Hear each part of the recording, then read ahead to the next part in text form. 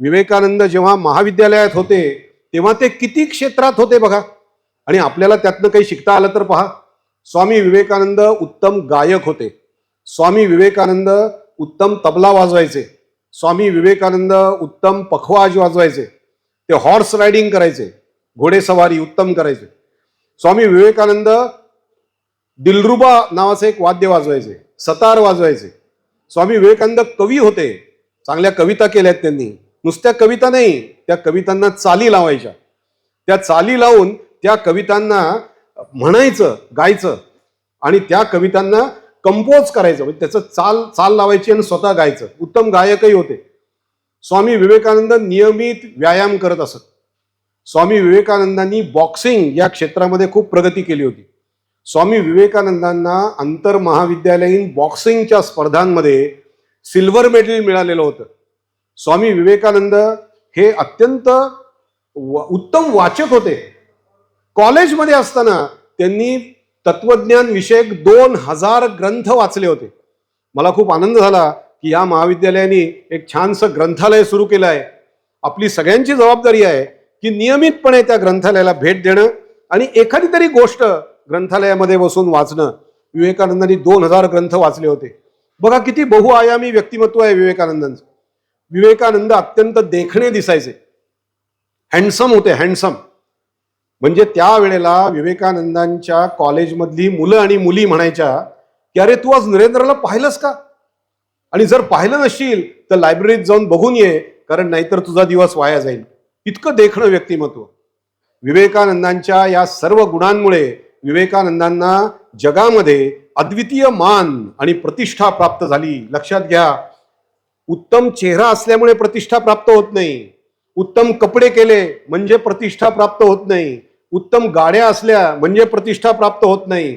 अंगी जे गुण आहेत त्या गुणांमुळे प्रतिष्ठा प्राप्त होते, हे कधी विसरू नका.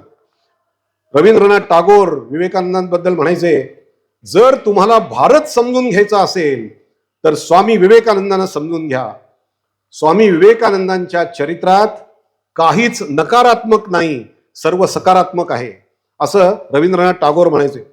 महात्मा गांधी विवेकानंदांबद्दल बोलताना म्हणायचे की विवेकानंदांचं जीवन आणि त्यांचे जे काही विचार आहेत ते वाचल्यानंतर भारत भूमीवरचं माझं प्रेम 1000 पटीनं वाढलं, असं महात्मा गांधी म्हणायचे.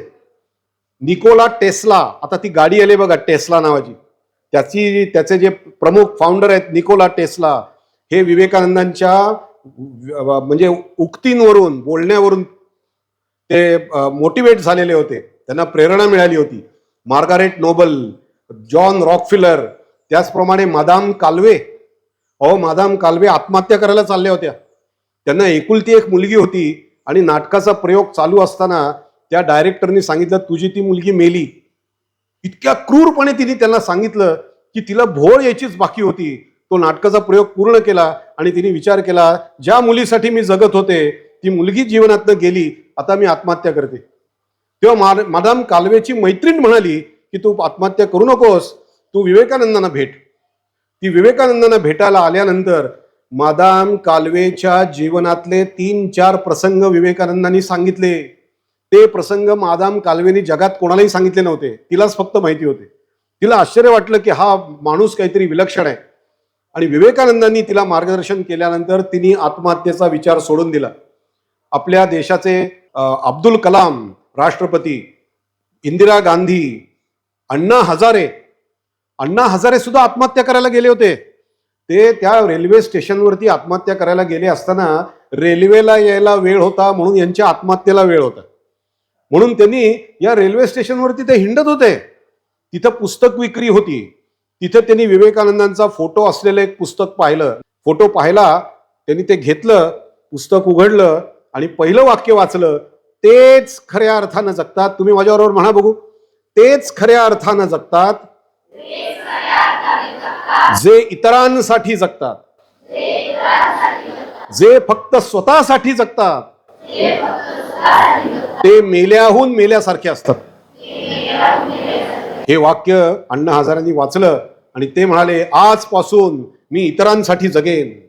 आणि अण्णा हजारेंनी राळेगण शिंदे इथे एक अतिशय उत्तम ग्रामीण भाग तयार केला, प्रगत भाग तयार केला. आज परदेशातली लोक सुद्धा येऊन तिथे याला भेटी देतात. आपल्या देशाचे पंतप्रधान नरेंद्र मोदी यांना सुद्धा विवेकानंदांच्या वाक्यांमुळे प्रेरणा मिळालेली आहे. मग आपल्याला प्रेरणा का नाही मिळणार? राजीव गांधी 1984 साली पंतप्रधान असताना त्यांनी हा आत्ताचा 12 जानेवारी दिवस गेला ना, तो 12 जानेवारी दिवस राष्ट्रीय युवा दिन म्हणून साजरा करा म्हणून सांगितलं. आणि विवेकानंदांचा हा वाढदिवसाचा दिवस आज देशामध्ये उत्साहाने युथ डे म्हणून साजरा केला जातो. आजचा माझा विषय आहे चारित्र्य संवर्धन. काय विषय आहे? सर्वप्रथम एक प्रार्थना म्हणूया आणि मग सुरू करूया. स्वामी विवेकानंदांची प्रार्थना संस्कृत मध्ये आहे. मी तुम्हाला अर्धी अर्धी सांगतो, तुम्ही मोठ्या आवाजात म्हणाल. नमः श्री यतिराजाय विवेकानंद सूरये सच्चित सुख स्वरूपाय स्वामिने तापहारिणे. अजून एक प्रार्थना. सर्वेत्र सुखिनः सन्तु सर्वे सन्तु निरामयाः सर्वे भद्राणि पश्यन्तु मा कश्चित् दुःखमाप्नुयात्. ओम शांती शांती शांती. खूप छान. स्वामी विवेकानंद असं म्हणतात, we want education by which character is form, strength of mind is increased, the intellect is expanded and by which one can stand on his own feet. आपल्याला आज अशा शिक्षणाची आवश्यकता आहे की ज्यामुळे चारित्र्य संवर्धन होतं, ज्यामुळे माणसाच्या मनाची ताकद वाढते, ज्यामुळे माणसाला स्वतःच्या पायावर उभं राहता येतं. म्हणजे अर्थार्जन करून स्वतःच्या पायावर उभं राहता येतं. अर्थार्जनासाठी कोणाची मदत घ्यावी लागत नाही. असं आपल्याला शिक्षण हवं आहे, असं स्वामी विवेकानंद म्हणतात. आजचा आपला विषय आहे चारित्र्य संवर्धन. त्या तत्पूर्वी आपण विवेकानंदांच्या जीवनाची थोडी माहिती घेऊया. मला काही विद्यार्थिनी अशा दिसत आहेत की ज्या दुसऱ्याच्या खांद्यावरती किंवा अंगावरती रेळत आहेत. काही विद्यार्थिनी अशा दिसत आहेत की ज्यांना कशातच काही रस नाही आहे. अशा विद्यार्थिनी, विद्यार्थी चांगले आहेत, तर त्यांच्यामध्ये अशा पद्धतीची थोडी वृत्ती आहे. कोण आहेत मला माहिती आहे, पण मी त्यांना मुद्दाम उभं करत नाही, कारण मुलांसमोर अपमान वाटतो आणि मी शिक्षक आहे ना. मी असं अपेक्षित करतो की लेक्चर संपेपर्यंत त्यांच्या या वर्तनात सुधारणा होईल आणि ते एकाग्रतेने ऐकतील. आणि जर त्यांनी ऐकलं तर आपण सगळेजण त्यांच्यासाठी टाळ्या वाजवूया. ठीक आहे. सगळ्यात शेवटी विद्यार्थी अगदी व्यवस्थित लक्ष देऊन आहेत. काही मुली अशा आहेत, आपण बघूया पुढे. स्वामी विवेकानंदांचा जन्म 12 जानेवारी 1863 साली झाला. किती साली झाला? 1863. भुवनेश्वरी देवी आणि विश्वनाथ दत्त असं त्यांच्या आईचं आणि वडिलांचं नाव होतं. स्वामी विवेकानंदांच्या आईचं नाव काय होतं सांगा? आणि वडिलांचं नाव? ते जेव्हा 16 वर्षाचे झाले तेव्हा ते प्रेसिडेन्सी कॉलेजमध्ये गेले आणि नंतर स्कॉटिश चर्च कॉलेजमध्ये ते जॉईन झाले. त्यानंतर 18 ते 23 वयाचे असेपर्यंत ते रामकृष्णांच्या म्हणजे गुरूंच्या सहवासात आले. 21 वर्षाचे असताना ते BA परीक्षा उत्तीर्ण झाले. कलकत्ता विद्यापीठाचे बॅचलर ऑफ आर्ट्स होते स्वामी विवेकानंद. त्यानंतर त्यांच्या वडिलांचा मृत्यू झाला. 23 वर्षाचे असताना रामकृष्णांनी देह ठेवला, गुरुनी देह ठेवला. 24 ते 29 वर्षाचे असेपर्यंत ते हिमालयापासून ते कन्याकुमारी पर्यंत कधी चालत, कधी वाहनाने, कधी ट्रेनमधनं असे कन्याकुमारीला जाऊन पोहोचले. आणि आपल्याला माहिती आहे त्या कन्याकुमारीच्या त्या दगडावरती ते जवळजवळ 3 दिवस आणि 3 रात्र बसले होते. ते चिंतन कोणाचं करत होते माहितीये? ते चिंतन करत होते देवाचं नाही, ते स्वतःच्या मुक्तीचं चिंतन करत नव्हते. ते चिंतन करत होते भारतातल्या लहान मुलांच्या मनात आणि युवकांच्या मनात भारताचा जाज्वल्य इतिहास प्रगट होऊन ते स्वाभिमानी कधी होतील देशाविषयी. आपण नुसतं म्हणतो भारत माझा देश आहे, सारे भारतीय माझे बांधव आहेत, माझ्या देशातल्या विविध परंपरांचा मला अभिमान आहे, आपण नुसतं म्हणतो, पण खरा तो अभिमान माझ्या हृदयातून कधी जागृत होईल यासाठी त्यांनी ध्यान केलं. 30 वर्षाचे असताना शिकागोला गेले. तिथल्या धर्म परिषदेमध्ये त्यांनी व्याख्यान दिलं, my sisters and brothers of America. असं म्हटल्यानंतर लोकांनी जवळजवळ 3 मिनिटं 4 मिनिटं टाळ्या वाजवल्या. विवेकानंदांना वाटलं की माझं भाषण हे बंद करा सांगायसाठी टाळ्या वाजवत आहेत.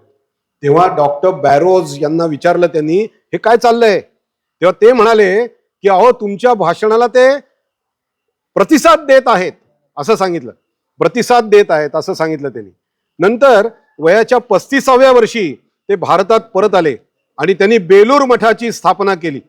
36व्या वर्षी अमेरिकेला दुसऱ्यांदा त्यांनी भेट दिली. 37 वर्षाचे असताना बेलूर मठात परत आले आणि विद्यार्थी मित्रमैत्रिणींनो, वयाच्या 39व्या वर्षी विवेकानंदांनी महासमाधी घेतली. 4 जुलै 1902 या वारी त्यांनी महासमाधी घेतली. म्हणजे बघाल तुम्ही की वयाच्या 35 वर्षापासनं ते 39 वर्षापर्यंत स्वामी विवेकानंदांनी जे कार्य केलं ते आज आपण 160 वर्षानंतर परत आठवत आहोत. सत्य, न्याय, मैत्री आणि लोककल्याणाची स्फूर्ती आपल्याला विवेकानंदांच्या या जीवनातनं मिळते आहे. विवेकानंदांचं प्रगाढ ज्ञान, त्यांची सखोल आध्यात्मिक दृष्टी, त्यांची ओघवती वाणी, त्यांचं उत्तम वाक्चातुर्य, त्यांची समाजाविषयी असणारी विशाल सहानुभूती, बहुआयामी व्यक्तिमत्व. विद्यार्थी मित्रमैत्रिणींनो, आजचा आपला विषय चारित्र्य संवर्धन आहे. लक्षात घ्या, काही काही मुलं सुद्धा आता बोलायला लागली आहेत. मला माहिती आहे कोण मुलं बोलतायत ते, परंतु मी त्यांच्याकडे दुर्लक्ष मुद्दाम करतो आहे, त्यांचा मुलींसमोर अपमान होऊ नये म्हणून. कारण अशा पद्धतीचा अपमान झाला की माणसाची आत्मप्रतिमा मलिन होते. म्हणून मी ते बोलत नाहीये. मला माहिती आहे कोण विद्यार्थी आहेत आणि कोण विद्यार्थिनी आहेत ते. पण मी त्या विद्यार्थ्यांना आणि विद्यार्थिनींना विनंती करतो की त्यांनी पूर्ण लक्ष देऊन ऐका. तुमच्या जीवनामध्ये काही परिवर्तन घडेल अशी वाक्य मी तुम्हाला सांगणार आहे. चला, पहिलं वाक्य सांगतो, तुम्ही म्हणा. चारित्र्य कर्मानी घडतं. म्हणा, मी काय कर्म करतो त्यावरून चारित्र्य घडतं. लक्षात म्हणा म्हणा म्हणा. आता मी सांगतो ऐका. चांगली कर्म केली चांगलं चारित्र्य घडेल, वाईट कर्म केली तर आपण दुष्चरित्र बनू. लक्षात घ्या, स्वामी विवेकानंद म्हणतात, आपण करीत असलेलं प्रत्येक काम, आपण करीत असलेली प्रत्येक हालचाल, आपल्या मनातील प्रत्येक चिंतन, म्हणजे नुसतं चिंतन केलं तरी ते चिंतन सुद्धा आपल्या चित्तावर दीर्घ संस्कार ठेवून जात असतं. आपण प्रतिक्षणी जे काम करतो त्याचा ठसा आपल्या चित्तावर असतो. शुभ संस्कारांचं वर्चस्व झालं तर चारित्र्य सच्चरित्र बनतं आणि कुसंस्कारांचा वर चष्मा झाला तर चारित्र्य दुष्चरित्र ठरतं. म्हणून आपण आपल्या वरती संस्कार चांगले कसे होतील त्याचा प्रयत्न करायचा. तुम्हाला टायटॅनिक नावाचा सिनेमा माहितीये का रे? टायटॅनिक, ती एक मोठी बोट होती आणि ती बुडली. ती बोट का बुडली बरं? ती त्या हिमनगावर आपटली. हिमनगावर आपटली. आता मला सांगा, हिमनगाचा किती भाग समुद्राच्या वर असतो आणि आपल्याला दिसतो? 10%. हिमनग म्हणजे समुद्रामध्ये असलेलं बर्फ, बर्फाचा दगड, एक मोठा डोंगर, त्याचा 10% भाग दिसतो आणि 90% भाग पाण्याखाली असतो, दिसत नाही. ही बोट जी होती ती त्या 90% भागावर आपटली आणि बुडाली. 17,000 लोक मेली, फक्त 17 लोक जिवंत राहिली आणि ती लोक सुद्धा नंतर फार काळ जगली नाहीत.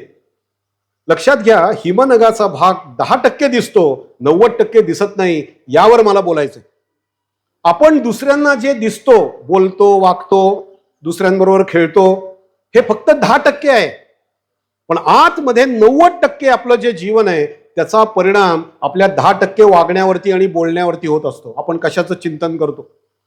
आणि म्हणून आपण आपलं एक बाहेरचं जे आहे ते बहिर्मन आहे आणि 90% आहे ते अंतर्मन आहे. बघा, आपण कानाने काहीतरी ऐकतो. जे कानाने ऐकलंय, घाणेरडे विचार ऐकले, घाणेरड्या शिव्या ऐकल्या, घाणेरडे काही बोलणं ऐकलं तर चित्तावर तोच संस्कार होईल. जे कानाने ऐकतो ते अंतर्मनामध्ये साठवलं जातं. बघा, नाकाने जो आपण सुगंध किंवा दुर्गंध घेतो त्याचा एक परिणाम आपल्या अंतर्मनावरती होतो. आपल्या त्वचेला जो स्पर्श होतो त्या काही गोष्टी आपल्या अंतर्मनात साठवल्या जातात. सगळ्यात जास्त पाप करणारं हे डोळे आहेत, डोळे. कारण डोळ्यांना कुठं पाहायचं हे डोळे ठरवत नाहीत, आपल्या आतल्या वासना ठरवतात कुठे पाहायचं ते. आणि म्हणून हे डोळे जास्त पाप करतात. मग तुम्ही जर चांगल्या गोष्टी पाहिल्यात अंतःकरणात चांगला परिणाम होईल. वाईट गोष्टी पाहिल्यात तर चित्तावर वाईट संस्कार होईल. त्याच्यानंतर आहे जीभ. आपण जे बोलतो किंवा ज्या वस्तू खातो, जे पदार्थ खातो, त्याचाही संस्कार आपल्या अंतर्मनावर, त्या 90% भागावर आहे. आणि लक्षात घ्या, कान, नाक, त्वचा, डोळे आणि जीभ यातून जे मिळालेल्या गोष्टी आहेत त्या 90% आपल्या व्यक्तिमत्वावरती आघात करतात. त्याच्या समुच्चयाला चारित्र्य असं म्हणतात. त्याच्या समुच्चयाला चारित्र्य असं म्हणतात. आणि म्हणून त्या गांधीजींनी 3 माकडं सांगितली होती. आठवतात ती माकडं? तरी दोन्ही डोळ्यांवर हात ठेवलेत, दोन्ही कानांवर हात ठेवलेत आणि तोंडावर हात ठेवले. त्याच्यात त्यांना काय सांगायचं होतं महात्मा गांधींना? गांधीजींची 3 माकडं फार प्रसिद्ध आहेत. ते म्हणतात वाईट ऐकू नका, वाईट पाहू नका आणि वाईट बोलू नका. पण आमच्या रामकृष्ण मठाच्या संन्याशांनी त्याच्यात थोडा बदल केला. ते म्हणाले दोन्ही हात 2 कानांवर ठेवू नका, एकच हात कानावर ठेवा, एकाच डोळ्यावर हात ठेवा आणि अर्ध तोंडावरतीच हात ठेवा. कारण का? वाईट ऐकू नका, चांगलं ऐका. दोन्ही कानावर हात ठेवलं तर चांगलंही ऐकणार नाही, वाईटही ऐकणार नाही. वाईट ऐकू नका, चांगलं ऐका. वाईट पाहू नका, चांगलं पहा. वाईट बोलू नका, चांगलं बोला. लक्षात आलं मी काय सांगतोय ते? त्याच्यामुळे ह्याच्यातून माणसाचं चारित्र्य घडत असतं. लक्षात घ्या, माणूस हा मध्ये आहे. चांगल्या गुणांचा संस्कार मनावर झाला तर मनुष्य सच्चरित्र बनतो. मी काय वाक्य सांगतो ते लक्षात घ्या. सत्पुरुष होणं हे आपल्या सगळ्यांचं ध्येय आहे. चांगला माणूस बनणं. मी शिव्या देत नाही, मी कधी वाईट मुलांच्या संगतीत नसतो. जर शिव्या देणारी मुलं माझे मित्र असतील तर त्यांना मी टाळतो, त्यांना मी सुधारण्याचा प्रयत्न करतो, हे शिव्या देऊ नको म्हणून. व्यसनी मित्रांबरोबर मी जाणार नाही. अशा पद्धतीने सच्चरित्र झालो तर आपण चांगले सत्पुरुष होऊ. सत्पुरुष होणं आपलं जीवनाचं ध्येय आहे. आणि जर या गोष्टी आपण केल्या तर आपण राक्षस होऊ. राक्षसा याच्या उलट काय होतं सांगा? राक्षसा याच्या उलट काय? साक्षरा. साक्षर माणूसच उलटा वागला की राक्षस होतो. लक्षात आलं का? साक्षर माणसाचं डोकं फिरलं की तो राक्षसासारखा वागतो. मी तुम्हाला एक गोष्ट सांगतो बघा. आपलं वागणं आपल्या ताब्यात का ठेवायचं? वाईट वागलं तर काय होतं आणि चांगलं वागलं तर काय होतं हे सांगणारी ही गोष्ट आहे. पण तत्पूर्वी एक खेळ खेळूया आपण. तुम्हाला खेळ खेळायला आवडेल का? अरे खेळ खेळायला आवडेल का सगळ्यांना? उजवा हात वर करा. ताट बसायला लागेल थोडस. उजवा हात वर करा आणि थोडा असा स्लो मोशन मध्ये हलवा. पिक्चर मध्ये असेल ना स्लो मोशन, हा असा हलवा. हा आता बोट जवळ आणा, बोट जवळ आणा. आपण खेळ व्यवस्थित खेळला पाहिजे. खेळ खेळताना मजा असते. असं घड्याच्या दिशेने फिरवा, स्लो मोशन, घड्याच्या विरुद्ध दिशेने फिरवा. आणि मी काय सांगतो तिथे लक्ष द्या. मी काय सांगतो तिथे लक्ष द्या. तयार सगळे? चेहऱ्याच्या जवळ हात आणा. काय सांगतो तिथे लक्ष द्या. चेहऱ्याच्या जवळ हात आणा आणि कानावर ठेवा. कानावर ठेवा. हा कान आहे का? मी सांगतो तिथे लक्ष द्यायचं, मी काय करतो तिथे लक्ष द्यायचं नाही. मी कानावर ठेवा सांगितलं होतं ते ऐकायचंय. कानावर इथं पाहिजे हात. कोणी कोणी कानावर हात ठेवले सांगा? हा शाबास, ते सगळे बरोबर आहेत. इथे हात ठेवले ते चूक आहेत. मी काय सांगतो तिथे लक्ष द्या, मी काय करतो ते करू नका. पण याच्यातनं चूक का झाली माहितीये का? कारण तुम्ही माझं वागणं पाहिलं, बोलणं नाही पाहिलं. पहिल्यांदा वागणं पाहिलं. म्हणून याच्यातनं काय शिकायला मिळतं? लोक आपलं वागणं पाहतात. पहिलं वागणं सुधारा. आलं लक्षात? पहिलं वागणं सुधारा. चला आता गोष्ट सांगतो. एड्डी नावाचा एक मुलगा होता. काय नाव होतं त्याचं? एड्डी. काय नाव? एड्डी. त्याच्या सरांचं नाव होतं फ्लेनेगन. काय नाव होतं? फ्लेनेगन. अमेरिकेतली गोष्ट आहे. एड्डी हा बाल गुन्हेगार होता. बाल गुन्हेगार होता. त्यांनी लहान वयातच अल्प वयात खून केले होते, दरोडे टाकले होते, मुलींवर अत्याचार केले होते, त्याच्यानंतर घरफोड केली होती. काय विचारू नका, सगळ्या गोष्टी त्यांनी केलेल्या होत्या. या एड्डीला तो सुधारेल म्हणून त्या बाल सुधारगृहात ठेवलं होतं. त्या बाल सुधारगृहाचे सर होते फ्लेनेगन. फ्लेनेगन सर एड्डी दिसला की एड्डीला म्हणायचे, एड्डी तू फार चांगला मुलगा आहेस. एड्डी म्हटला, अरे मी तर गुन्हा करून या इथे आलो आणि माझे सर मला चांगलं काय म्हणतायत. एड्डी एक दिवशी कुठेही दिसला तरी त्याला म्हणायचे, एड्डी तू फार चांगला मुलगा आहेस रे, खरंच चांगला मुलगा आहेस. तो एड्डी चिडला एक दिवस. तो म्हणला, अरे मी चांगला नाहीये, मी खून केलेत, दरोडे केलेत, आणि मला काय चांगलं म्हणताय. एक दिवशी तो एड्डी चिडला, डोकं फिरलं त्याचं, त्याची सटकली. त्यांनी त्या शाळेची काच फोडून टाकली. तिथे जे कर्मचारी होते त्या कर्मचाऱ्याला अशी एक बॉक्स मारली, ते तोंडातून रक्तच यायला लागले त्याचे. तिथे एक बाई होत्या, त्यांच्या पोटातच लाथ मारली, त्या कळवळल्या. आणि तो एड्डी धावत धावत सरांच्या केबिन मध्ये आला आणि सरांना म्हटला, सर माझ्याबद्दल तुमचं काय मत आहे सांगा. सर म्हणाले, एड्डी तू फार चांगला मुलगा आहेस. एड्डी म्हणला, थांबा आता ऐका, हे लोक काय सांगतात ते ऐका. तेवढ्यात एक जण आला, म्हणला, सर यांनी काच फोडली. दुसरा आला, म्हणला, सर यांनी मला मारलं, हे बघा रक्त आलं. तिसरा म्हणाला, त्या बाई म्हणाल्या, अहो माझ्या पोटात लाथ मारली, हो किती दुखतंय माझं पोट. एड्डीने नंतर सरांना विचारलं, सर माझ्याबद्दल तुमचं काय मत आहे सांगा. आता ऐकलं ना, सांगा काय मत आहे. तेव्हा फ्लेनेगन सर म्हणाले, एड्डी मी तुला अगदी खरं खरं सांगतो, तू अत्यंत चांगला मुलगा आहेस. आता एड्डी इतका सटकला, तो एड्डी तिथं बसला आणि सरांना म्हणला, सर चांगल्या मुलाची व्याख्या काय तुमची, चांगल्या मुलाची व्याख्या काय. सर म्हणाले की बघा, जो मुलगा सरांनी सांगितलेलं ऐकतो, काय म्हणले ते, जो मुलगा सर सांगतात ते ऐकतो तो चांगला मुलगा असतो. जो मुलगा सर काय सांगतात ते ऐकतो तो चांगला मुलगा असतो. तो एड्डी म्हणाला, सर अहो तुम्ही काय सांगता ते मी काहीच ऐकत नाही आणि तरी तुम्ही मला चांगला मुलगा म्हणता. तेव्हा ते एड्डी म्हणाला, सर म्हणाले, अरे हो ना, पण मी तुझा सर कुठे आहे. गोष्ट कळते का बघा, गोष्ट कळते का बघा. हो ना, पण मी तुझा सर कुठे आहे. परत एकदा सांगतो हा. एड्डीला सर म्हणाले, एड्डी तू चांगला मुलगा आहेस. एवढ्या लोकांनी मारलं, रक्त आलं, काच फोडली, तरी एड्डीला म्हणाले. मग एड्डीने सरांना विचारलं, सर चांगल्या मुलाची व्याख्या काय. सर म्हणाले, अरे जो सरांचं ऐकतो तो चांगला मुलगा असतो.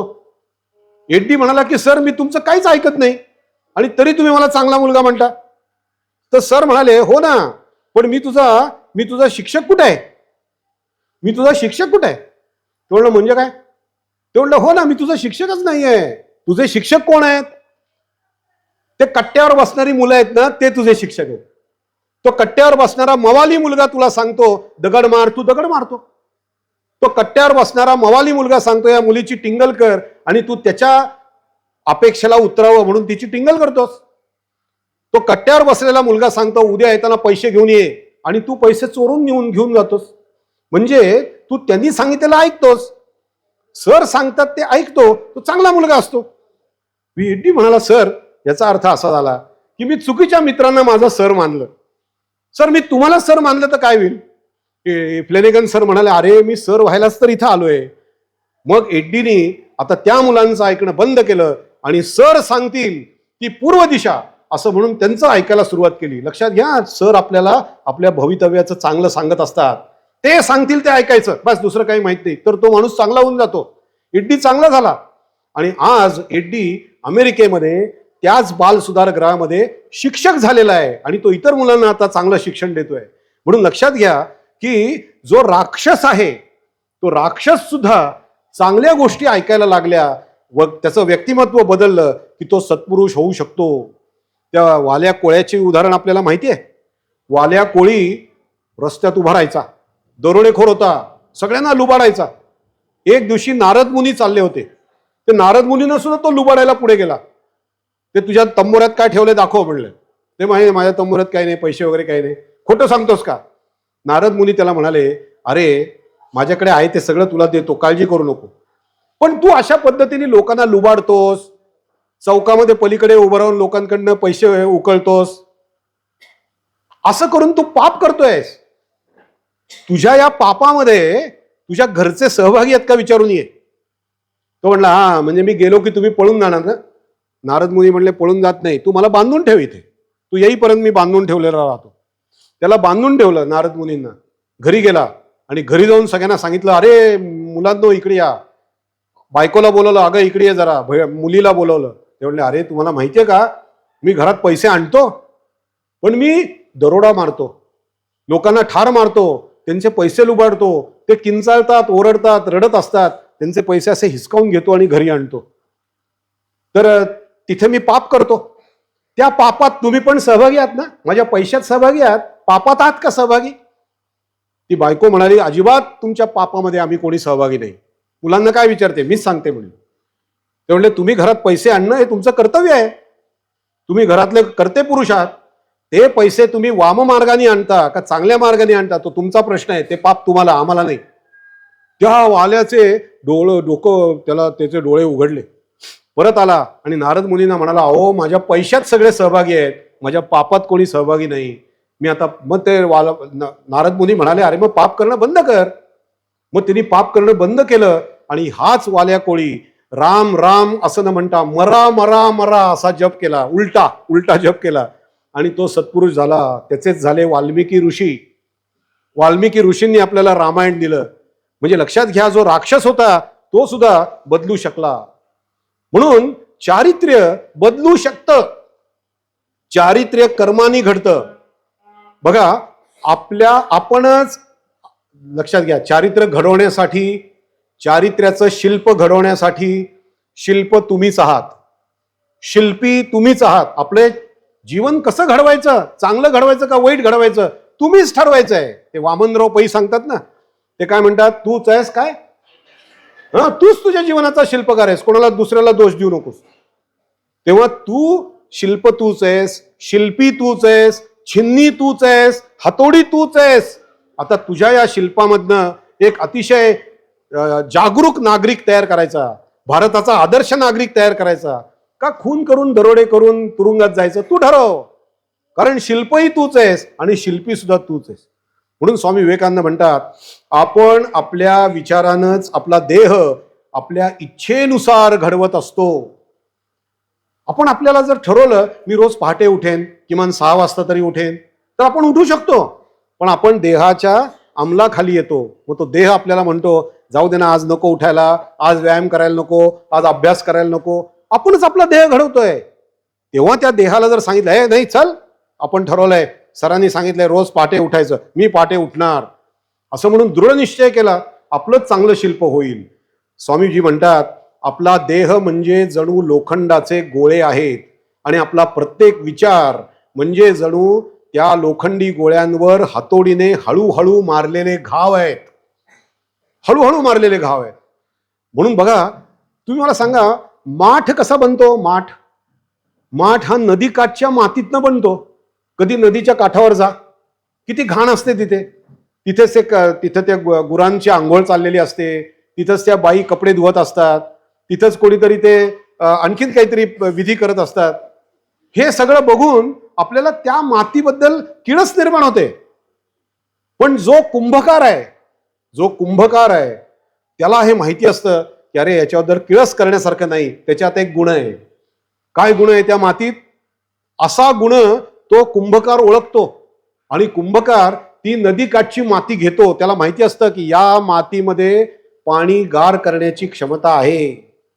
विद्यार्थ्यांमधले सुप्त गुण शिक्षक ओळखतो आणि शिक्षक म्हणतो, अरे नाही, तू चांगला चित्रकार होऊ शकतोस, मी तुला मदत करतो, चल. आणि आपल्यासारख्या एका सामान्य माणसाचं एक आदर्श चित्रकारामध्ये परिवर्तन सर करतात. तो कुंभकार जसा ती नदीकाठची घाण माती घेतो, ती वाळवतो, ती चाळतो आणि त्यातलं जे घाण आहे ते सगळं बाजूला काढतो आणि मग ती जी माती आहे ती माती ओली करतो, त्या मातीवरती लाथा मारतो. शिक्षक आपल्याला मारतात, पण शिक्षक जेव्हा मारतात तेव्हा लक्षात ठेवायचं, माझ्यातून आदर्श चारित्र्य संपन्न व्यक्ती निर्माण व्हावी म्हणून सरांनी मला हे केलं. त्या मारलेले आघात आहेत. आणि तो कुंभकार माती पायाने तुडवतो, तिला आकार देतो. आकार दिल्यानंतर संपत नाही, तिला चक्रावर बसवतो, गरगर गरगर फिरवतो. नंतर तो माठ घेतो आणि तो माठ घेऊन एका भट्टीमध्ये टाकतो. माठ तयार झालेला नाही अजून, त्या भट्टीमध्ये टाकून त्याला खूप उष्णतेमध्ये तो गरम करतो आणि मग ते मडकं बाहेर घेऊन ते वाजवतो. पुन्हा आणखीन एक परीक्षा होते, वाजवून तो म्हणतो, हा आता हे मडकं चांगलं तयार झालं. मग ते मडकं तो बाजारात विकतो, तेव्हा त्या मडक्याला जास्त किंमत येते. आपल्यासारख्या विद्यार्थ्याला अतिशय चांगल्या पद्धतीने समाजामध्ये जर राहायचं असेल तर आपले शिक्षक काय सांगतात ते ऐकलं पाहिजे, आपली आई काय सांगते ते ऐकलं पाहिजे, आपले वडील काय सांगतात त्या गोष्टी ऐकल्या पाहिजेत, कारण ते आपल्यासारख्या एका मऊ मातीवरती ते आघात करत करत एक त्याला आकार देत असतात. बाहेरनं मारतात पण आतमध्ये प्रेमाचा हात असतो, आहे ना. म्हणून ते आकार तयार होतो, नाही तर आकारच तयार होणार नाही सारखंच मारत बसलं तर. प्रेम असतं म्हणून मारलं जातं. म्हणून हे लक्षात घ्या, ते चांगला आकार तयार व्हावा म्हणून म्हणून शिक्षक आपले सुप्त गुण ओळखतात, मुलांना हाताशी घेतात, मुलांनी चांगलं केलं तर त्याचं कौतुक करतात, त्याची चूक झाली तर त्याला समजावून सांगतात, प्रत्यक्ष अनुभवातून शिकवतात, विद्यार्थ्याची परीक्षा घेतात, चांगली नोकरी आणि व्यवसाय त्याला करायला प्रवृत्त करतात. आणि भारताचा आदर्श नागरिक म्हणून तयार करणारा हा शिक्षक आहे. तो शिक्षक भारताचे आदर्श नागरिक तयार करतो. अजून एक गोष्ट सांगतो, पण तत्पूर्वी आपण एक खेळ खेळूया. तुम्हाला मी पहिल्यांदा चुकीची सवय लावतो, हा, आणि मग ती चुकीची सवय बदलायची कशी ते शिकवतो. चुका कशा सुधारायच्या. तयार सगळे? एक खेळ खेळूया. तर ताट बसाल, 1 फुटाचं अंतर ठेवा हातामध्ये, 1 फुटाचं अंतर, आणि मी 3 म्हटलं की सगळ्यांनी एकच टाळी वाजवायची. साळुंके सर बघा, आता 3 म्हणले सगळे एकच टाळी वाजवतील. हा, मी 3 म्हणलं की एक टाळी. टाळ्या वाजवत सुटायचं नाही, नाही तर आमच्या पुण्याला एक येरोडाचं इस्पितळ आहे, ते वेड्यांचं इस्पितळ आहे, ते तिकडे पाठवावं लागेल. तयार सगळे? मी 3 म्हणलं की एकच टाळी. हा, सगळ्यांची एक टाळी वाजली पाहिजे. साळुंके सर बघतायत, प्राचार्य बघतायत. 1 2 3. अप्रतिम. 1 3 म्हणलं की टाळी. 1 2 3. 1 2 3. 1 2. अरे 3 म्हटलं नाही. 3 म्हटलेलं नसताना टाळी वाजवणं ही चुकीची सवय आहे. ही चुकीची सवय दूर कशी करायची ते सांगतो. आता लक्ष द्या. तुमच्या कानाला सांगा की हा मास्तर गंडवतो. हे कानाला सांगा, हा गंडवतो मास्तर. तेव्हा कानाला सांगा नीट ऐक. कानाला असंही सांगा की 3 ऐकल्यानंतर किंवा त्याच्या आधी तुम्ही चूक का केली माहितीये का, तुम्हाला रिदम कळतो, ताल कळतो. 1 आणि 2 मध्ये जेवढं अंतर आहे तेवढंच अंतर 2 आणि 3 मध्ये असणार. म्हणून विचार करणं बंद करून टाकलं. 1 आणि 2 मध्ये अंतर तेवढं असलं म्हणून टाळी वाजली, म्हणून चूक झाली. आता काय करायचं, कानाने ऐकायचं. ते डायरेक्ट हाताला सांगायचं नाही, ते मेंदूला सांगायचं. मग मेंदू काय करेल, मेंदू स्नायूंना सांगेल, आणि मग स्नायूंना सांगतील, हातांना सांगतील आता टाळी वाजव, तेव्हाच टाळी वाजवायची. लक्षात घ्या, बुद्धी सांगेल ते मनाने ऐकायचंय, मन सांगेल ते इंद्रियांनी ऐकायचंय. काय सांगितलं मी? बुद्धी सांगेल ते मनाने ऐकायचं आणि मन सांगेल ते इंद्रियांनी ऐकलंच पाहिजे, कारण इंद्रिय म्हणजे इन्स्ट्रुमेंट्स आहेत. चला तयार. आता 3 कानाने ऐकायचं, बुद्धीला कळवायचं, मनाला सांगायचं, मनाने सांगितलं तरच टाळी वाजवायची, नाही तर वाजवायची नाही. मगाशी आपला निकाल साधारण फक्त 4 का 5% लागला होता. शाळेचा निकाल 4 ते 5% लागला. आता निकाल 100% लागायला पाहिजे. बघूया, किमान 100च्या जवळ तरी. सगळे तयार? कान, मेंदू, मन आणि मग हात. कानाने डायरेक्ट सांगायचं नाही, हातानं. तयार? 1. अरे अरे अरे अरे घाबरल्यामुळे चुका होतात. हा, म्हणून विवेकानंद म्हणतात अभिही, घाबरू नका. घाबरायचं नाही, घाबरायचं नाही. हा, आणि चूक झाली की काय होतं माहितीये का, प्रत्येक माणूस दुसऱ्याकडे बघतो. हा चुकला, हा चुकला, है ना. चुकांच्या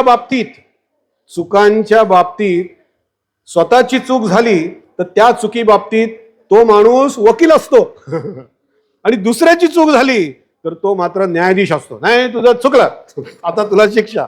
स्वतःच्या चुकीबद्दल वकील आणि दुसऱ्याच्या चुकीबद्दल जज. नाही, तू चुकलंच. अरे तसं नाही. चला आता तयार सगळे. आता 3 म्हणलं की एक टाळी. आता बघा, साळुंके सरांना आपला रिझल्ट चांगला दिला पाहिजे. 1 2 3. 1 2 3. 1 2 3. 1 2. तरी सुद्धा पहिल्यापेक्षा रिझल्ट मध्ये परिणाम आहे.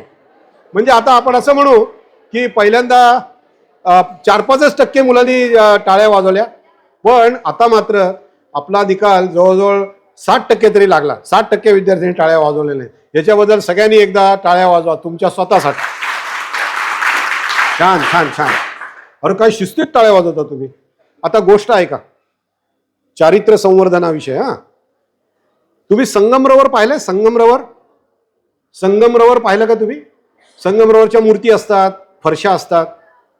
संगमरवर हे एका खाणीमध्ये मिळतं.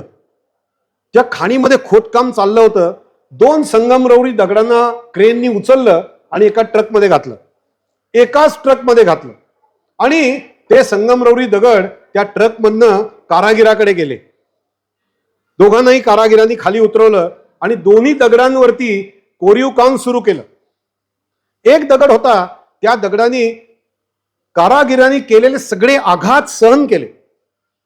सगळे आघात सहन केले. कारागीर कधी कधी मोठे छिन्नी आणि हातोडी घ्यायचा आणि अनावश्यक पार्ट कापून टाकायचा. लक्षात घ्या, कृष्णाची मूर्ती त्या संगमरवरी दगडात असतेच, फक्त त्याच्यातला अनावश्यक भाग तो कापत असतो आणि मूर्ती तयार होते. तो अनावश्यक भाग कापत होता आणि ती मूर्ती सुद्धा, तो संगमरवरी दगड सुद्धा त्याला म्हणजे सपोर्ट करत होता, सहाय्य करत होता.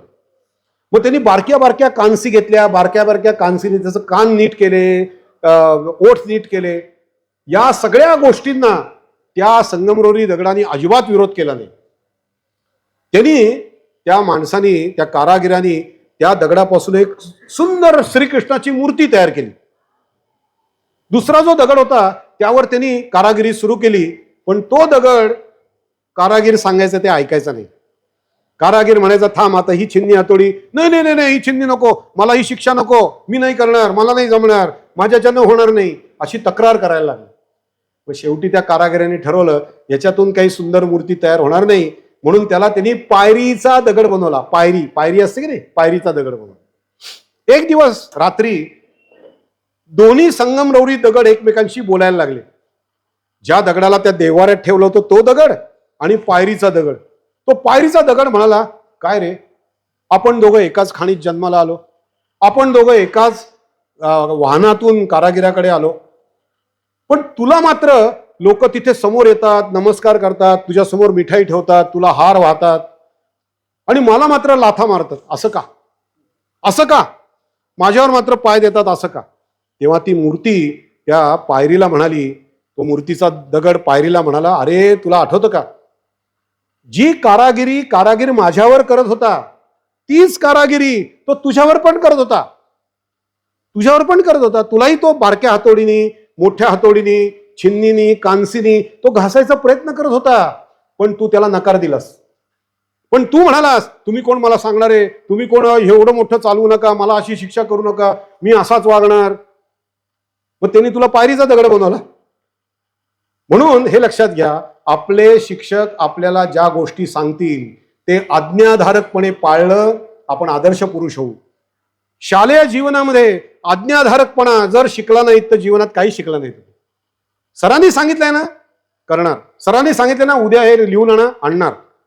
सरांकडे तोंड वेंगाडून जाणार नाही, सर जमलं नाही, जमणार, तर तुमची प्रगती होईल. आणि म्हणून हा संगमरवरी दगड लक्षात घ्या, आपल्या व्यक्तिमत्वावरती बदल आपण जेवढे घडवू तेवढं आपलं काम घडेल. म्हणून नियमितपणा पाहिजे, रोज, एव्हरी डे, सुट्टी नाही. आमचे मठाचे एक ब्रह्मचारी महाराज होते, ते एकदा भाषणात म्हणाले, there is no holiday in spirituality and in academics. अभ्यास करताना कधी सुट्टी घ्यायची नसते. नियमितपणे संध्याकाळी 4ला घरी गेल्यानंतर मी अभ्यासाला बसणार म्हणजे बसणार. शाळेत येण्यापूर्वी 2 तास अभ्यास करणार म्हणजे करणार. मग त्या वेळेला त्या ठिकाणी तो विद्यार्थी अभ्यास करतानाच दिसला पाहिजे, नियमितपणे, एव्हरी डे. म्हणून हे लक्षात घ्या, watch your thoughts, they become words. Watch your words, they become actions. Watch your actions, they become habits. Watch your habits, they become character. Watch your habits, they become character. तुमच्या सवयींकडे लक्ष द्या. चांगल्या सवयी असतील, चारित्र्य संपन्न बनाल. वाईट सवयी लावल्या असतील तर चारित्र्य संपन्न बनणार नाही, कुचरित्राचे बनाल आणि एक दिवशी तुरुंगामध्ये जाल. मी तुम्हाला एक विचारतो प्रश्न, बघा, नंतर विचारतो. तुम्ही घड्याळ पाहिलं सगळ्यांनी? घड्याळाला किती काटे असतात? 3 काटे. एक कुठला असतो? सेकंड काटा असतो. सेकंड काटा 60 वेळेला पुढे गेला की मिनिट काटा 1 घर पुढे जातो. मिनिट काटा 60 वेळेला पुढे गेला की मग त्यातून तास काटा 1 घर पुढे जातो. बरोबर? लक्षात घ्या, आता मी काय सांगतो ते बघूया तुम्हाला कळतं का. तर सेकंड काटा म्हणजे आपण करीत असलेलं चिंतन, 60 वेळेला दिवसभरामध्ये तेच तेच तेच तेच चिंतन केलं, एक विशिष्ट विषयाचं चिंतन केलं, तो नट, ती नटी, तो सिनेमा, त्या नट्याची भानगडी, आज मी एक पोस्ट केलेली आहे माझ्या इंस्टाग्रामवर, त्याला लाईक आले नाही, दुसरी पोस्ट केली त्याला लाईक आले, ह्याच जर चिंतन करत राहिलात तर तसेच विचार जन्माला येतील. चिंतनातून विचार जन्माला येतो. जो विचार तुम्ही 60 वेळेला मनामध्ये घोळवता, त्यातून 60 वेळेला घोळवलेल्या विचारातून कृती होते. आणि जी कृती तुम्ही 60 वेळेला परत परत तेच तेच तेच तेच तेच तेच करता, काही नाही, आईचं ऐकायचं नाही, आज नाही ऐकलं, आई तुझं ऐकणार नाही, बाबा तुमचं ऐकणार नाही, सरांचं ऐकणार नाही, मी कुणाचंच ऐकणार नाही, असं केलं की तुम्हाला तशी सवय लागते, कुणाचंच ऐकायचं नाही. मग शासनाने आपल्याला सांगितलेलं आहे की अरे रहदारीचे नियम पाळा, नाही पाळणार का, कुणाचंच ऐकायचं नाही अशी सवय लागली, हॅबिट, सवय लागते. आणि म्हणून चांगल्या चिंतनातून चांगले विचार, चांगल्या विचारातून चांगल्या कृती, आणि चांगल्या कृतीतून चांगली ऍक्शन, चांगल्या सवयी. इंग्लिशमध्ये हॅबिटचं स्पेलिंग HABIT आहे. बघूया किती जणांना समजतंय मी काय सांगतोय ते. HABIT. वाईट सवय लागली की ती घालवणं अवघड असतं. जरी तुम्ही HABIT मधला H घालवलात तरी A बिट राहतं. Even if you remove A, bit remains, आणि even if you remove B, it remains. म्हणून चांगली सवय लागणं फार महत्वाचं. आणि चांगली सवय लावण्याचं हे तुमचं वय आहे विद्यार्थी मित्र मैत्रिणींनो, हे वय आहे चांगली सवय लावण्याचं. आणि चांगली सवय लावणारे कोण आहेत? आई, वडील आणि शिक्षक. आई, वडील आणि शिक्षक हेच तुम्हाला चांगल्या सवयी लावतील. दुकानदार तुम्हाला चांगल्या सवयी लावणार नाही. त्याला जो माल विकायचा तो तुम्ही घ्या सांगेल. आणि चांगल्या सवयींमधनं चांगलं चारित्र्य निर्माण होतं. तुम्हाला उदाहरण सांगतो. सचिन तेंडुलकर रोज सकाळी 6:30 वाजता क्रिकेटच्या ग्राउंडवर असायचा, रोज, वयाच्या 13व्या वर्षापासून. वय वर्ष 13. तुम्हाला माहिती आहे 16व्या वर्षी त्यांनी पाकिस्तानमध्ये पहिली क्रिकेटची मॅच खेळला. 13व्या वर्षापासून प्रॅक्टिस करतो. दररोज सकाळी 6:30ला क्रिकेटच्या ग्राउंडवरती नेटमध्ये तो नेट प्रॅक्टिस करायचा रोज, रोज, सुट्टी नाही, रोज, एव्हरीडे. आज सर्दी झाली आहे, उद्या ताप आलाय, परवा आदल्या दिवशी रात्री मी फार जागलो होतो, तेव्हा आज जात नाही, जाग नाही तर काही कर, जागू नको, नाही तर बंद कर जागणं, मित्राकडे जाऊ नको, पार्ट्या करू नको, रात्री वेळेवर झोप, वेळेवर उठ, सकाळी 6ला तुला जायचंय. का? Because he has taken one idea आणि लिव्ड ऑन दॅट आयडिया. त्यांनी एक कल्पना स्वीकारली होती की मी जगातला उत्तम क्रिकेटर होईल. कुठली तरी एक विवेकानंद म्हणतात की take up one idea, make that idea a part of your life, think of it, dream of it, give up all other ideas alone, and that's a way to succeed in life. कुठली तरी एक कल्पना निवडा, त्या कल्पनेला आपलं जीवन सर्वस्व बनवा, त्या कल्पनेचीच स्वप्न पहा, त्या कल्पनेवरच जगा. हेच यशस्वी होण्याचा मार्ग आहे. सचिन तेंडुलकरला ठरवलेलं होतं मी जगातला उत्तम क्रिकेटर होणार. रोज सकाळी 6:30ला ग्राउंडमध्ये नेट प्रॅक्टिस. रोज तो 200 चेंडू खेळायचा, रोज 200 चेंडू खेळायचे नेटमध्ये. हे टेनिस प्लेयर्स असतात ना, मी टेनिस खेळतो म्हणून सांगतो, आमचा जो कोच असतो त्याच्याकडे 300 चेंडू असतात असे बास्केटमध्ये, 300 चेंडू, आणि तो एक एक चेंडू टाकतो, एकदा इकडे एकदा तिकडे, पळावं लागतं. नंतर कोच बदलला जातो, आपण तिथेच असतो, प्रॅक्टिस करायला लागते, घाम गाळावा लागतो. यश लगेच मिळत नाही, प्रयत्नाशिवाय यश मिळत नाही. ते खेळल्यानंतर तो मॅच खेळायचा. मॅच खेळून झाल्यानंतर आचरेकर सर त्याला त्याच्या चुका सांगायचे आणि चांगलं काय केलं तेही सांगायचं. आणि जे चांगलं केलंय ते अधिक चांगलं करण्यासाठी तो प्रयत्न करायचा. पुन्हा नेट प्रॅक्टिस. त्याची आई संध्याकाळी त्याला घरी न्यायला यायची, घरी घेऊन जायची, त्याला म्हणजे खायला म्हणून काही पदार्थ करून आणायला ती स्वयंपाकघरात जायची. तेवढ्या वेळामध्ये डायनिंग टेबलवर तो झोपलेला असायचा, इतका दमायचा तो. पण हे त्यांनी 1-2 वर्ष नाही, तब्बल 3-4 वर्ष केलं. आणि नंतर भारताचा प्लेअर म्हणून खेळायला आल्यानंतर ती जी एक विजिगिषू जीवनवाद असतो, याला म्हणतात विजिगिषू जीवनवाद, है ना. मी काहीतरी जीवनात करून दाखवीन, नुसतं खाना पिना नहाना धोना बाल बच्चे पैदा करना मर जाना वापस आना फिर वही करना, याच्यासाठी माझा जन्म झालेला नाही. ऐसी करनी कर चलो हम हसे जग रोए, असं म्हणतात ते. कबीर म्हणतात की जब हम पैदा हुए, जेव्हा मुलगा जन्माला येतो त्याला तो रडला नाही तर त्याला चापट मारतात, रडवतात त्याला. आणि तो रडला म्हणजे तो जन्माला आला म्हणून आई वडील हसतात. कबीर म्हणतात, जब हम पैदा हुए जग हसे हम रोए, लेकिन ऐसी करनी कर चलो की हम हसे जग रोए. आम्ही गेल्याबद्दल त्यांना वाईट वाटेल, पण मी अशी काहीतरी चांगली कामगिरी करून जाईल. सचिननी तशी चांगली कामगिरी करून दाखवली. म्हणून लक्षात घ्या की आदर्श जीवन जगणं, स्वामी विवेकानंद म्हणतात, विचारच कार्यप्रवृत्तीचं नियमन करणारी शक्ती आहे. विचार बदलले पाहिजेत तर जीवन बदलेल. आणि विचार बदलण्यासाठी ती लायब्ररी आहे. ती त्या लायब्ररीत रोज गेलं पाहिजे, चांगला विचार ग्रहण केला पाहिजे आणि तो चांगला विचार आपल्या हृदयाच्या कप्प्यामध्ये ठेवून तो जीवनात उतरवला पाहिजे. तीच आपल्याला पुढे नेत असते. आपलं मन सर्वोच्च विचाराने भरून टाका. मी अजून 5 मिनिटांनी थांबणार आहे, 5 ते 10 मिनिटांनी. आपलं मन सर्वोच्च विचारांनी भरून टाका. दिवसांमागून दिवस त्याचंच श्रवण करा, महिन्यांमागून महिने त्याचंच चिंतन करा. तुम्ही भगवद्गीतेचं चित्र पाहिलं ना, तिथे समोर रथ आहे, त्याला घोडे आहेत, त्याला लगाम आहे.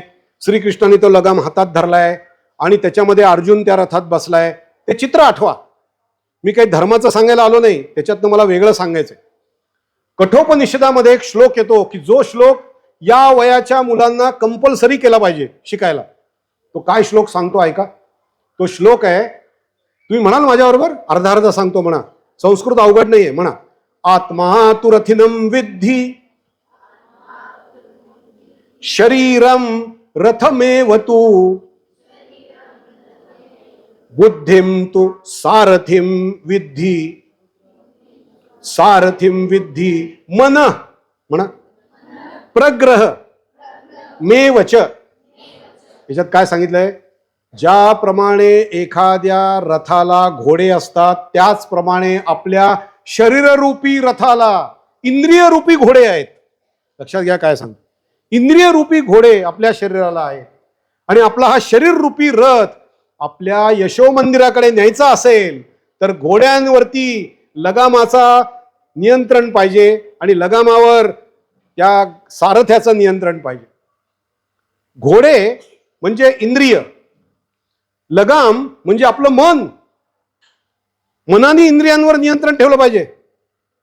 की सरांनी मला गृहपाठ करायला सांगितलं आहे, मनात आहे, आणि इंद्रिय आपल्याला सांगतायत जाऊ दे आपण खेळायला जाऊ, उद्याचं उद्या बघू, सरांना काहीतरी कारण सांगू म्हणून खोटं सांगेन. नाही सांगणार खोटं.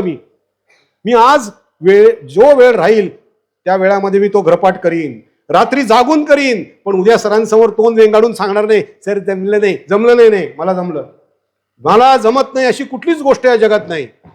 स्वामी विवेकानंदांच्या चरित्रातला एक शब्द लक्षात ठेवा. स्वामी विवेकानंद म्हणजे आत्मविश्वास. कुठला शब्द? आत्मविश्वास. स्वामी विवेकानंद म्हणतात, तुमचा 33 कोट देवांवर विश्वास असेल आणि तुमचा स्वतःवर विश्वास नसेल तर तुम्ही नास्तिक आहात, असं माझा नवीन धर्म सांगतो. पण तुमचा स्वतःवर विश्वास असेल आणि 33 कोटी देवांवर विश्वास नसेल तर तुम्ही आस्तिक आहात, असं ते म्हणतात. स्वतःवर विश्वास, मला जमणार नाही असं काही नाही. म्हणून इंद्रियांवर मनाचं नियंत्रण. मनाने सांगितलंय ना 4ला उठायचं, 5ला उठायचं, उठलंच पाहिजे. आपण तो घड्याळच अशा जागी ठेवतो की ते झोपत असतानाच बंद करता येईल. नाही, घड्याळ दूर ठेवायचं. सगळ्या घरच्यांनी बोंबलं पाहिजे आपल्या नावाने, अरे काय तुझा गजर वाजतो, तू उठत नाही, हा आता उठेल. मनाचं नियंत्रण, मनावर बुद्धीचं नियंत्रण. बुद्धी ठरवेल ते मनाने ऐकलं पाहिजे, मन ठरवेल ते इंद्रियाने ऐकलं पाहिजे, तरच तुम्ही जीवनात काही साध्य करू शकाल. इंद्रिय जर स्वैरभैर धावत असतील तर तुम्ही जीवनात काहीच साध्य करू शकणार नाही. इंद्रियांवर मनाचं नियंत्रण, मनावर बुद्धीचं नियंत्रण. आत्मा तु रथिनं विद्धि शरीरम रथमेव तु बुद्धिं तु सारथिं विद्धि मनः प्रग्रहमेवच. इंद्रियांवर नियंत्रण नसल्यामुळे माणूस चारित्र्यहीन होतो. इंद्रियांवरच नियंत्रण नाही. समोर पैसे पाहिले, 5 लाख रुपये, सुटलं जिभेला पाणी, आणा आणा आणा. अरे पण ते अनैतिक मार्गाने मिळत आहेत पैसे, आणा पैसे आणा, मला त्याची भूक आहे. तुझ्या इंद्रियांवर तुझं नियंत्रण नाही. लक्षात घ्या, तुम्ही वय वर्ष 40 पर्यंत कितीही श्रम केलेत, कितीही उच्च पदवी मिळवली, कितीही तुमच्याकडे अधिकार आला, कितीही तुमच्याकडे पैसा आला, तरी तुमचा अधिकार, पैसा, प्रसिद्धी आणि जगामध्ये असणारी तुमची पत, चारित्र्य नसेल तर एका क्षणामध्ये धुळीला मिळेल. एक क्षण डॉमिनिक स्ट्रॉस म्हणून एक वर्ल्ड बँकेचा चेअरमन होता, वर्ल्ड बँकेचे चेअरमन फ्रान्सचे डॉमिनिक स्ट्रॉस. डॉमिनिक स्ट्रॉस हे इतके हुशार होते, कुठल्या देशाला किती कर्ज द्यायचं, कधी द्यायचं, व्याज काय घ्यायचं, व्याज कधी त्यांच्याकडनं घ्यायचं, दिलं नाही तर काय करायचं, याच्याबद्दल त्यांचा अभ्यास खूप होता. फ्रान्समध्ये प्री पोल इलेक्शन झालं, प्री पोल सर्वे. त्याच्यामध्ये फ्रान्सची लोक म्हणाली, हमारा नेता कैसा हो, डॉमिनिक स्ट्रॉस जैसा हो, प्रेसिडेंट म्हणून निवडू आम्ही तुला. इतकी प्रसिद्धी, इतका पैसा आणि वर्ल्ड बँकेचे चेअरमन अशी पोस्ट. न्यूयॉर्कला गेले. न्यूयॉर्कला ते त्यांच्या हॉटेलच्या रूममध्ये गेले, 7 स्टार हॉटेल रूममध्ये. अशा हॉटेलमध्ये रूममध्ये गेल्यानंतर दार लावायचं असतं. त्या दाराची चावी काढून त्या लाईटमध्ये घातल्याशिवाय लाईटच लागत नाही. असं असून सुद्धा दार उघडं राहिलं होतं. आता मुद्दामच ठेवला असेल. त्या तिथे खोली साफ करणारी एक खान नावाच्या बाई होत्या, खान. त्या बाईंना असं वाटलं की दार उघडं आहे, याचा अर्थ खोली साफ करायची, म्हणून त्या आत आल्या. त्यावेळेला डॉमिनिक स्ट्रॉसनी असा विचार केला, या बाई तर सफाई कामगार आहेत, मी तर वर्ल्ड बँकेचा चेअरमन आहे, लोक माझ्या बाजूनी आहेत, मला एवढा पगार आहे, माझी एवढी हुशारी आहे, मी पैशाच्या जोरावरती काहीही करू शकतो. हा खोटा आत्मविश्वास त्याला आला आणि त्यांनी त्या खान नावाच्या बाईंशी गैरवर्तन केलं. त्या खान बाई स्वस्थ बसल्या नाहीत. त्यांनी अमेरिकेतल्या पोलिसांकडे जाऊन तक्रार केली. डॉमिनिक स्ट्रॉस त्या शहरातनं, न्यूयॉर्कमधून दुसऱ्या शहरामध्ये जाण्यासाठी विमानतळावर गेले. विमान आता उडायला तयार होतं. त्यावेळेला कंट्रोल रूम मधनं सांगण्यात आलं, थांबा. थांबले. पोलिसांची व्हॅन आली. डॉमिनिक स्ट्रॉसला वाटलं माझा फोन त्या हॉटेलमध्ये राहिला, तो द्यायला आलेत. पोलीस उतरले, विमानामध्ये चढले आणि डॉमिनिक स्ट्रॉसला हातकड्या घातल्या आणि दुसऱ्या वेळेला, त्या दुसऱ्या क्षणाला त्याला अटक केली. तुरुंगामध्ये त्याला बसावं लागलं. दुसऱ्याच क्षणाला जेव्हा ही बातमी लोकांना समजली, त्यावेळेला वर्ल्ड बँकेने सांगितलं, असला घाणेरडा माणूस आमचा चेअरमन असता कामा नये. दुसऱ्या क्षणाला त्याची चेअरमनशिप गेली. दुसऱ्या क्षणाला नंतर जेव्हा सर्व्हे केला, त्यात लोक म्हणायला लागली, हमारा नेता कैसा न हो, डॉमिनिक स्ट्रॉस वैसा न हो, असा घाणेरडा माणूस आमचा नेता नसावा. सगळी प्रतिष्ठा, पोस्ट, पॉवर, अथॉरिटी दुसऱ्या क्षणाला धुळीला मिळाली. चारित्र्य संपन्नता नाही म्हणून. कपॅसिटी होती, बुद्धी होती, पोस्ट होती, चारित्र्य संपन्नता नाही. विद्यार्थी मित्रमैत्रिणींनो, आपल्याला पोलीस अधिकारी नको आहेत, चारित्र्य संपन्न पोलीस अधिकारी पाहिजे. आपल्याला नेते नको आहेत, चारित्र्य संपन्न नेते पाहिजे. आपल्याला ज्याला आपण म्हणतो इंजिनियर्स नको आहेत. काय झालं? अच्छा ठीक आहे. आता सगळेजण मी सांगतो तसे हसा. सगळेजण हसूया. मी हितायात आणले की हसणं बंद, हितायात आणले की हसणं बंद. चला सगळेजण हसू. तिला खूप हसू येते, सगळेजण हसू. इथे आत नेले की सगळ्यात जास्त हसायचं, बरोबर? चला तयार सगळे, 1 2 3 सुरू. एवढं हसा ना. हसा. हा बंद बंद, आता बंद, आता बंद. आता नुसतं ओरडा ओरडा. चला ओरडा. थांब. ए बंद झालं, बंद झालं. ए शिस्त शिस्त पाळी बाई. अच्छा ठीक आहे. आता बंद. लगेच बंद म्हणजे बंद. परत थोडं. अरे ओरडत नाही कोण. बस आता झालं, हसून झालं. आता लक्ष द्या. आता माझ्या व्याख्यानाचा शेवट आला. चला लक्ष द्या. चला मी 5 काउंट म्हणतो, त्याच्यात सगळ्यांचं लक्ष माझ्याकडे पाहिजे. 1 2. नाही तर ते लहान मुलांना करतात तसं करायला लागेल. चला डोक्यावर हात ठेवा, इथे हात ठेवा, माझ्याकडे लक्ष द्या वगैरे. तसं नाही करायचं आपण. तयार? 4. आणि मला आनंद होतो, नुसतं 2 म्हणल्यानंतरच सगळ्यांचं लक्ष आलं. डॉमिनिक स्ट्रॉस यांना चारित्र्य नसल्यामुळे धुळीला ते मिळाले. म्हणून चांगलं चारित्र्य असलं पाहिजे. चारित्र्याची परीक्षा, पैसे समोर आले आणि स्त्री, पुरुषाच्या समोर स्त्री आणि स्त्रीच्या पुढे पुरुष आले की चारित्र्य काय ते समजतं. स्त्रियांना 3रा डोळा असतो. या माणसाचं चारित्र्य काय त्यांना लगेच कळतं. हे लक्षात घ्या.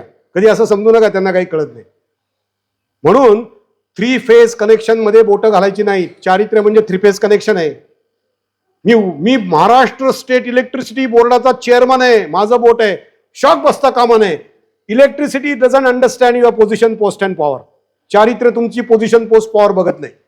म्हणून चांगलं चारित्र्य असलं पाहिजे. त्यासाठी चांगली पुस्तकं वाचली पाहिजेत. शक्तिदायी विचार, उठा जागेवा, स्वामी विवेकानंद म्हणतात, विवेकानंद संक्षिप्त चरित्र, राष्ट्राला आव्हान, युवा स्फूर्ती, सगळी पुस्तकं तुम्हाला दाखवू शकलो असतो, पण आता ते शक्य नाही. म्हणून स्वतःच्या क्षमतांवर विश्वास ठेवा आणि आदर्श नागरिक बनण्याचा प्रयत्न करा. तेव्हा आता आपण शेवटी मी एक कविता सांगतो. आमचे आपण कविता म्हणू आणि थांबू. आमचे स्वामी श्रीकांतानंद महाराज यांनी केलेली कविता आहे. आता सगळ्यांनी डोळे मिटायचे आणि याच्यामध्ये विद्यार्थ्याचे गुण सांगितलेले आहेत. हे गुण तुमच्यात येत आहेत असा भाव धारण करायचा. पुन्हा सांगतो, या कवितेमध्ये आदर्श युवक कसा असावा ते सांगितलंय. त्या आदर्श युवक जे असावा सांगितलंय ते माझ्या जीवनात उतरतंय असा भाव धारण करा. तयार? सगळे डोळे मिटा, ताट बसा आणि मी सांगतो तसं म्हणा. चेहऱ्यावरती तेज आहे, देहामध्ये शक्ती आहे, मनामध्ये उत्साह आहे, बुद्धीमध्ये विवेक आहे, हृदयामध्ये करुणा आहे, मातृभूमीवर प्रेम आहे, इंद्रियांवर संयम आहे, मन ज्याचं स्थिर आहे, आत्मविश्वास दृढ आहे, इच्छाशक्ती प्रबळ आहे, धाडसाचं बळ आहे, सिंहासारखा निर्भय आहे, ध्येय ज्याचं उच्च आहे, सत्य ज्याचा ईश्वर आहे, व्यसनांपासून मुक्त आहे, जीवनामध्ये शिस्त आहे, प्रेमळ ज्याचा सूर आहे, मानवता हेच कुळ आहे, गुरुजनांचा आदर आहे, पालकांवरती श्रद्धा आहे, दीनदुबळ्यांचा मित्र आहे, सेवेसाठी तत्पर आहे, देवावरती भक्ती आहे, जीवनामध्ये नीती आहे, चारित्र्य ज्याचं शुद्ध आहे, तोच आदर्श युवक आहे, तोच आदर्श युवक आहे. सर्व युवकांना आणि युवतींना माझा नमस्कार. आपण मला सेवेची संधी दिलीत याबद्दल तुमच्या सगळ्यांच्या हृदयात असलेल्या भगवंताला मी नमस्कार करतो आणि धन्यवाद मानून माझ्या वाणीला विराम देतो. मनपूर्वक धन्यवाद.